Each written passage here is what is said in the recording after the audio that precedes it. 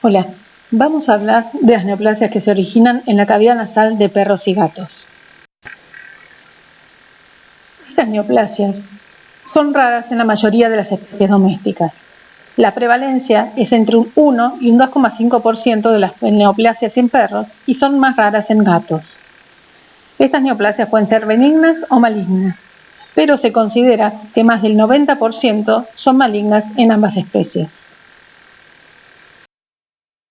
Entre las neoplasias benignas encontramos los papilomas, los adenomas, los fibromas y en el gato los pólipos otonasofaríngeos. Entre las neoplasias malignas tenemos a los carcinomas, que son los que tienen origen en las células epiteliales y representan el 2/3 del total de estas neoplasias. Y como representante principal tenemos el adenocarcinoma y también el carcinoma de células escamosas. Y entre los sarcomas, que son de células no epiteliales, tenemos el fibrosarcoma, el condrosarcoma y el osteosarcoma. Estos sarcomas representan 1/3 de las neoplasias nasales. Tenemos que considerar también que en el gato podemos tener linfoma nasofaríngeo y en el perro, muy común actualmente, el TBT, o dejando de lado el mastocitoma y el melanoma. Debemos considerar que estos tumores tienen bajo grado de metástasis en el momento del diagnóstico. Puede llegar a un 50% en el momento de la muerte del animal, pero generalmente la muerte no es debida a la metástasis, sino a la invasión local que produce el tumor. En general, las metástasis se encuentran en los linfonódulos regionales, luego en los pulmones, huesos, riñones, hígado, piel o cerebro. En cuanto a la estadificación, vamos a usar la de la Organización Mundial de la Salud modificada. La describe en un estadio 1 y un estadio 2. El estadio 1 es bilateral o unilateral, confinado solamente a la cavidad nasal. Y en el estadio 2 es bilateral y extensión a los senos frontales y erosión de cualquier hueso de la cavidad nasal. No nos podemos usar la TNM normal, que usamos siempre para cualquier tumor, porque en esta no podemos determinar exactamente la extensión del tumor. Acá vemos un trabajo presentado en 1999 donde nos habla de la prevalencia. Se tomaron 121 perros con enfermedad nasal y se determinó que había un 7,4% de animales con rinitis idiopática, 8,3% con micosis, un 12,4% con rinitis bacterianas, un 25,6% con un diagnóstico no definido. De esto vamos a hablar más adelante porque este es el gran problema de esta patología, y un 46,3% de neoplasias. También este estudio determinó que según la conformación craneana, esta era preponderante la conformación dolicocéfala.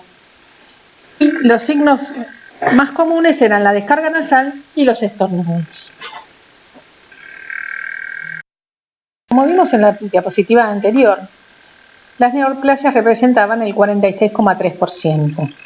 Dentro de ellas, las epiteliares representan el 51,8%, le siguen las mesenquimatosas, 42,9%, neurogénicas, 5,4%. Todas ellas, las malignas, dan el gran porcentaje, es decir, el 87,5%. El más representativo de todos es el adenocarcinoma, que es el tumor más común que encontramos en cavidad nasal, que representa el 26,8% de los pacientes en este estudio. Tenemos que tener en cuenta que la evaluación de un paciente con enfermedad intranasal siempre es frustrante, porque los signos clínicos y las radiografías son inespecíficas y las técnicas diagnósticas limitadas. El signo clínico siempre, en cualquier enfermedad intranasal, es la rinitis, pero esta puede deberse a traumas, alergias, infecciones, enfermedades de la cavidad bucal, enfermedades congénitas, neoplasias, y todas puedan producir en mayor o menor medida descarga nasal, estornudos, estertores o epistaxis. En la reseña vamos a tener en cuenta la especie, que como vimos ya es más frecuente en caninos que en felinos. En cuanto a la raza, se dan razas medianas a grandes. Fundamentalmente tenemos como representantes al Airedale Terrier, el Basset Hound, el Collie y el Pointer. En cuanto a la conformación craneana, también como vimos en el estudio, mucho más en dolicocéfalos que en mesencéfalos y casi nada en braquicéfalos. En cuanto a la edad, se da en pacientes de mediana edad, viejos, salvo en la aspergilosis, que es enfermedades de pacientes jóvenes. En cuanto al sexo, un poquito más prevalente en machos que en hembra, por la costumbre que tienen los machos de estar oliendo en todos los lugares más que las hembras. Durante la anamnesis le vamos a preguntar al dueño las descargas nasales, cómo eran desde el comienzo, cómo son ahora, el tiempo de evolución, cuánto hace que empezaron, si siempre fueron bilaterales o siempre fueron unilaterales, si tiene presencia de estornudos o estertores. Recuerden que los estornudos se producen por patologías que están de las coanas hacia adelante y los estertores son sonidos que se producen cuando las patologías están desde las coanas hacia atrás. Luego de la reseña de la anamnesis, tenemos que seguir con el examen clínico general del paciente para descartar patologías coexistentes. Pasamos al examen clínico particular, donde podemos encontrar algunos de los siguientes signos clínicos. Deformaciones faciales, las cuales hay que palpar, para ver la integridad del hueso, para ver también si presenta dolor. Podemos encontrar exoftalmo, esto nos estaría indicando una masa retrovulvar. También podemos buscar si hay alteraciones del sistema nervioso central, que nos estaría indicando que hay una invasión del tumor nasal hacia la cavidad craneana. También podemos encontrar dolor, epífora, tenemos que determinar cómo es el flujo del aire. Para esto podemos colocar un espejo delante de cada fosa nasal y ver cuánto aire desplaza, cuánto se empaña el espejo o no. Y también lo podemos hacer con un hilito de algodón sobre la fosa nasal y ver si las dos desplazan la misma cantidad de aire. También podemos ver que haya decoloración en las narinas, esto es un signo de aspergilosis, y también determinar linfadenopatías locales.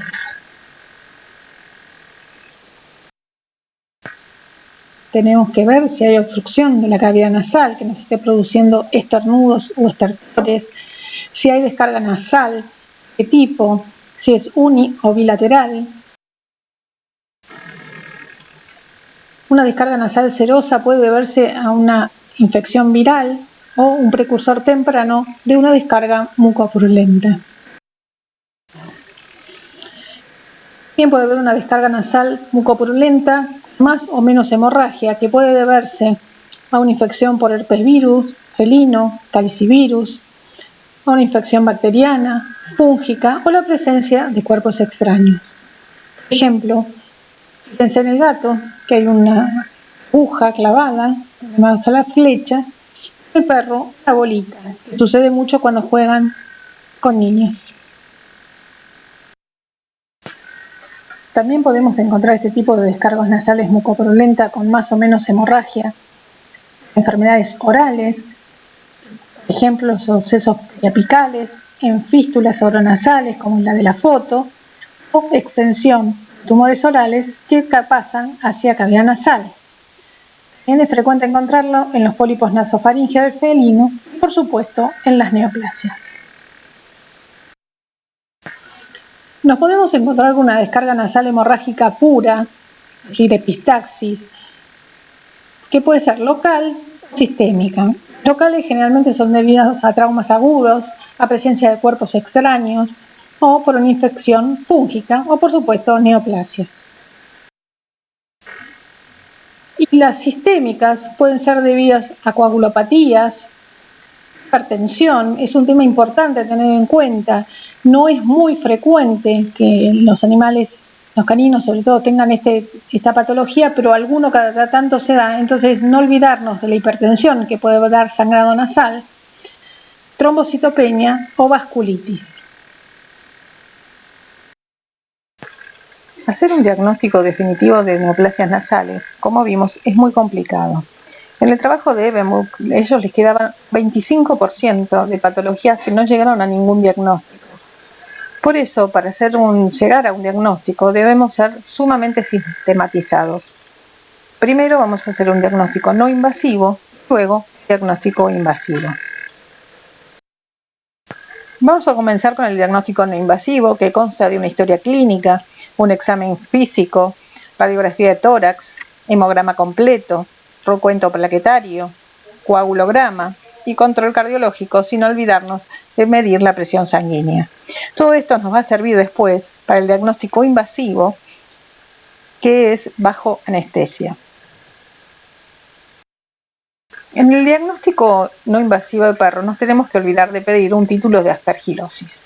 La aspergillus es una micosis sistémica que afecta a animales jóvenes y da dolor a la palpación de la cara, rinorrea. Si hacemos una endoscopía de la cavidad nasal se pueden ver las placas de aspergillus. Si hacemos una radiografía de la nariz podemos ver que en el turbinado hay placas como sacabocados. Y en la placa de tórax se ven, como se ve en la imagen, las imágenes como algodonosas afectan al pulmón. Para los gatos vamos a tener que pedir BIF y BILEF. También el título de criptococo. Es una enfermedad fúngica, también sistémica, con la de aspergilosis en el perro, que afecta a la cavidad nasal, al sistema nervioso central, ojos, piel. Produce en general letargia, anorexia, tumefacción. Características son las fístulas drenantes de la cara. También linfadenopatía mandibular.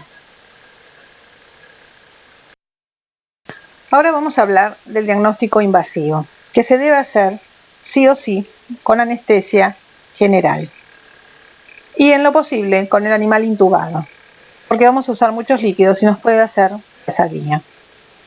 Lo primero que vamos a hacer son radiografías de cavidad nasal, y si tuviéramos posibilidad sería mejor hacer una tomografía porque tenemos más detalles con la tomografía, pero a veces es inaccesible para la gente.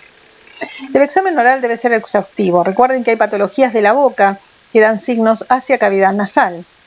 Vamos a hacer unas rinoscopías, cultivos nasal en profundidad para ver hongos y bacterias, toma de muestras para histopatología y también una rinotomía exploratoria como diagnóstico. Ahora vamos a hablar de las radiografías nasales. Las vistas más usadas son la lateral, que es la única que podemos hacer con el animal sin anestesiar. Todas las demás van con el animal anestesiado. La ventrodorsal oroaboral boca abierta, la dorsoventral oclusal, que quiere decir que el chasis se pone dentro de la boca del animal, oblicua, boca abierta, y la skyline, que es la que nos permite ver los senos paranasales. Es una radiografía sagital. Si estamos sospechando de nódulos nasofaringeos en el gato, podemos pedir unas radiografías de bulla timpánica. En las radiografías nasales lo que debemos observar, prestar mucha atención, es a la pérdida del patrón trabecular de los cornetes. Para eso a veces hay que comparar un lado con el otro, ver si hay asimetrías, el aumento, si hay aumento de la opacidad de la cavidad nasal, eso puede ser por aumento de tejido blando o por presencia de fluidos. Si hay aumento de la radiolucidez, es decir, hay zonas grises, más grises, que pueden ser indicativos de algún hongo. Si hay destrucción ósea, ver el estado del vómer y la presencia de cuerpos extraños. Estas son dos placas normales sacadas ventrodorsal con la boca abierta, y van a ver en la de arriba es gato, una cavidad nasal de gato, donde ven perfectamente el turbinado de los cornetes. La de abajo es del perro, y también se aprecia muy bien el vómer, que es el hueso que separa la cavidad nasal derecha de izquierda, que está perfectamente recto. Y en esta vemos, si sacamos ventrodorsal con boca cerrada, no podemos ver mucho, porque fíjense que el maxilar nos impide ver bien las cavidades nasales. Por eso siempre hay que sacarlas boca abierta. Ahora vamos a ver dos diapositivas no neoplásicas. Esta es una diapositiva de gato, donde ven que tiene contenido en la cavidad nasal, está más radio opaco, bien ocupada toda la cavidad nasal, Esto era una rinitis por pasteurela en un gato. En el perro vemos el vómer está intacto, pero se ven zonas radiolúcidas como sacabocados y hay una pérdida del trabeculado normal de los cornetes. Esto era un Aspergillus. Acá vemos una diapositiva izquierda lateral boca abierta en un perro donde se ve que hay pérdida de la estructura del hueso nasal y la cavidad nasal ocupada. En la de la derecha vemos el vómer que se desplaza hacia un lateral y toda la cavidad nasal ocupada por una masa. Y también hay deformación de los tejidos blandos. Esto era un adenocarcinoma en un área del perla. En estas radiografías de perro se ve la pérdida de estructura normal, el vómer abombado hacia un lateral, la cavidad nasal ocupada, y en las canline se ve, además de la cavidad ocupada, la pérdida de hueso. Esto correspondía a un osteosarcoma. Como vimos antes, la tomografía computada nos permite ver bien los detalles anatómicos, la localización exacta y la extensión de las anormalidades. Se puede determinar la integridad de la cavidad cribada y ver si se extiende hacia cavidad craneana. La primera foto es de una tomografía normal y las demás están marcadas con flechitas donde están las patologías. Siguiendo con el diagnóstico invasivo sistematizado, vamos a hacer la rinoscopía. Este método es excelente para ver en directo la mucosa nasal y además nos permite tomar muestras para cultivo de histopatología. El gran inconveniente es el tamaño de los endoscopios, que muchas veces no hay un endoscopio bien finito para animales de pequeña talla. Hay dos tipos de endoscopía que tenemos que realizar, la retrógrada y la anterógrada. Primero se hace la retrógrada, que se entra desde las fauces, y porque la anterógrada es muy sangrante y si no después nos va a interrumpir mucho la visión. En la retrógrada se usa un endoscopio flexible que se introduce desde las coanas y nos permite ver bien la nasofaringe y así poder individualizar cualquier masa, descarga nasal o cuerpo extraño presente. Si no tenemos un endoscopio flexible para ver las coanas, podemos usar un espejo dental y un gancho de mucosa con el cual tiramos el paladar blando hacia abajo y podemos llegar a ver algo de las coanas. Luego seguiremos por la rinoscopía anterógrada para ver los meatos y las narinas. Se examina sistemáticamente el meato dorsal, el medio y el ventral, empezando por el lado no afectado por la enfermedad para evitar la contaminación cruzada. Entonces, en este tipo de endoscopía también podemos encontrar masas, placas fúngicas, cuerpos extraños, etc. Recuerden que es sumamente sangrante. Aquí ven tres fotos de lo que se ve a través del endoscopio. En la de la izquierda se ve mucosidad, en la del medio ven una lesión erosiva en la mucosa nasal y en la tercera se ve una masa que es la que tendremos que tomar muestras para hacer cultivo, antibiograma e histopatología.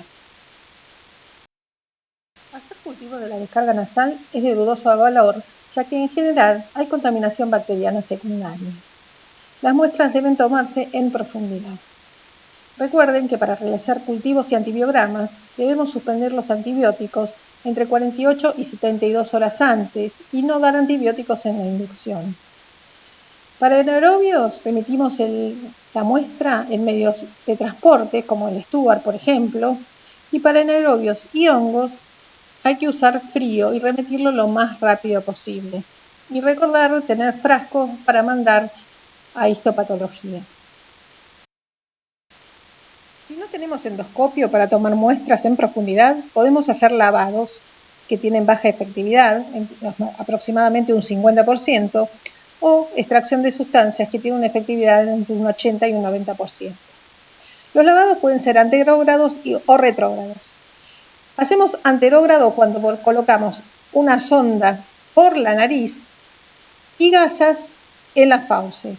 Se instila desde la nariz, de la sonda que está en la nariz, solución fisiológica, y se recoge todo ese líquido en las gasas que quedaron en las fauces.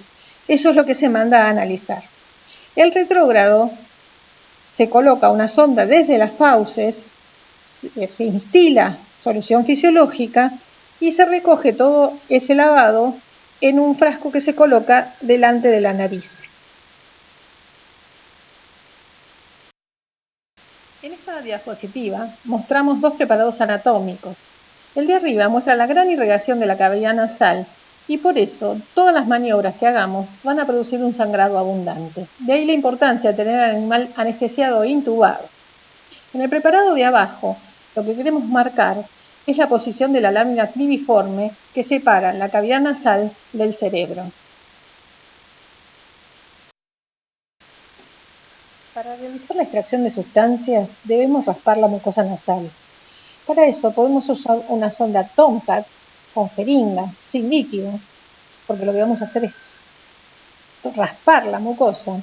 A la sonda, para que sea eficiente, tenemos que hacerle unos cortes con un bisturí, por ejemplo, para que queden como espinas, que es lo que va a raspar la mucosa. ¿Qué pasa? Debemos recordar no atravesar la lámina cribiforme. Para eso debemos tomar la medida desde el canto nasal del ojo hasta la nariz y esa medida marcarla sobre la sonda que vamos o el instrumento que vamos a introducir en la nariz para no producir lesiones en la lámina cribiforme que quizás si hay un tumor esté algo debilitada. Si hay masas en retrofaringe, se coloca el animal en decúbito dorsal con el hocico sujetado desde los colmillos con una tela adhesiva y el maxilar se ata arriba, se corre el velo de paladar y se toma una punción aspiración a aguja fina o se toman muestras con agujas para biopsia. Como última alternativa para tomar muestras nos queda la rinotomía exploratoria. Es un procedimiento muy invasivo, ¿sí? Y se puede realizar a través de una rinotomía dorsal o ventral, que es la que se hace a través del paladar duro. El pronóstico de las neoplasias depende de si son benignos o malignos. En los malignos dependen un poco de la extensión. En los malignos es siempre nefasto. Se reportaron sobrevividas de 3 o 4 meses sin tratamiento y con tratamiento como la rinotomía solamente también 3-4 meses, con lo cual no hay diferencia con los sin tratados. Si a la cirugía le agregamos radioterapia, la sobrevida es de 10 meses.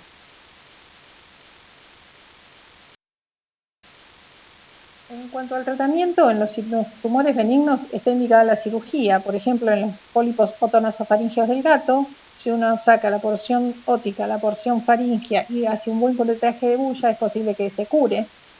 No pasa lo mismo con los tratamientos para los malignos. En general los tratamientos no dan mucha sobrevida. Lo indicado principalmente es la radioterapia. A veces se combina la cirugía citorreductiva más la radioterapia. La cirugía sola, como vimos, no aumenta mucho la expectativa de vida. Podemos probar en los adenocarcinomas, que como vimos es uno de los más preponderantes, hacer quimioterapia con derivados del platino, como el cisplatino, que aumentan la calidad de vida, no la sobrevida, sino la calidad de vida, y también con anticox-2, como por ejemplo el piroxicam. Recuerden entonces que la rinotomía como tratamiento no sirve porque no cumple con los principios básicos de las cirugías oncológicas, que es la resección completa y con márgenes adecuados. Es una cirugía muy radical, mucho sangrado y con un postoperatorio algo complicado.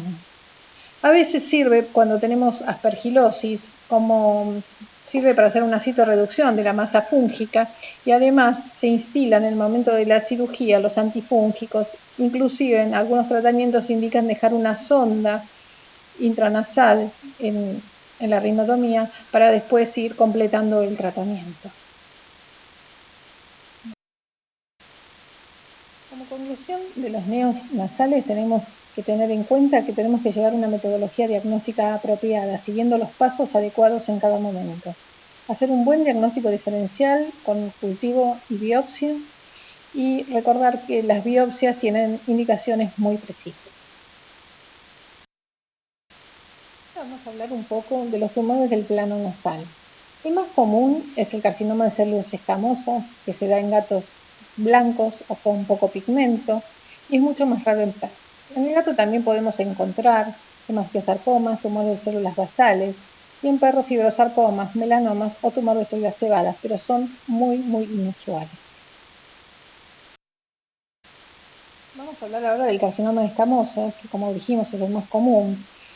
En la primera diapositiva vemos un gato que solo tiene unas leves escoriaciones y este es pasible de hacerle una planectomía y tener la cura. En la segunda foto vemos que la úlcera es mucho más profunda, pero todavía estamos a tiempo de hacer una planectomía. La tercera, además de escoriaciones en la nariz, tiene una úlcera que ya involucra el labio. Quizás acá habría que hacer primero una citorreducción con algún tipo de quimioterapia, que después vamos a ver, y luego hacer una cirugía, inclusive con una plástica del labio. Y este caso ya no tiene solución, ya no se puede hacer nada. Este gato no tiene ningún tipo de solución. En los tumores del plano nasal, sobre todo el carcinoma escamoso, es importante hacer una biopsia para el diagnóstico en una punción de aspiración aguja fina, porque como es algo erosivo, no se puede tomar muchas células, no se puede hacer una buena aspiración, entonces es mejor hacer una biopsia, ¿sí? Además siempre hay mucho componente inflamatorio. El tratamiento en los carcinomas, como vimos recién, en los más leves, es la planectomía o nosectomía. En el gato se da un margen de 5 milímetros, en el perro de 1 centímetro. También se puede hacer un tratamiento con bleomicina o doxorubicina, radioterapia, que acá no hay, por lo menos en la capital federal, y también se puede probar si son lesiones chicas con criocirugía. Y siempre tienen que ser lesiones menores a 5 milímetros. Ahora vamos a ver una serie de diapositivas con una cirugía, una planectomía. La lesión no es muy grande, ¿sí? Se hace directamente con un bisturí, se incide todo el plano nasal, toda la trufa del animal, y se queda, es bastante sangrante, por eso hay que tenerlo un buen tiempo dormido, haciendo hemostasia. No hay un vaso para pinzar, sino que hay que esperar, hacer compresión y esperar. Se pueden o no hacer estos puntos que ustedes ven en la diapositiva, puede quedar sin puntos directamente. A veces se les complica un poco a los dueños el postquirúrgico porque en los primeros momentos cuando el animal tiene estornudos y puede haber algo de sangre, hay que explicarle esto al dueño. Pero fíjense cómo queda a la semana. Son bastante feitos, quedan bastante feitos, pero por lo menos es una posibilidad de cura. Este gato es el mismo gato siempre, es a un mes del postquirúrgico y después de 4 sesiones de bleomicina tuvo una cura completa. Siempre recuerden, cuando ustedes le plantean esta cirugía a los dueños, de mostrarles si tienen una foto de cómo queda el animal, porque los dueños se impresionan mucho. Hay que hacerle hincapié en decirle que es muy probable que se curen y entonces van a quedar un poco más feos, pero por lo menos van a lograr la cura. Como conclusión del carcinoma de escamosas, no hay que menospreciar las lesiones, hay que hacer biopsia en vez de punción aspiración aguja fina, y la planectomía nasal tiene buenos resultados terapéuticos y estéticos. Y siempre hay que considerar el uso de bleomicina como coadyuvante.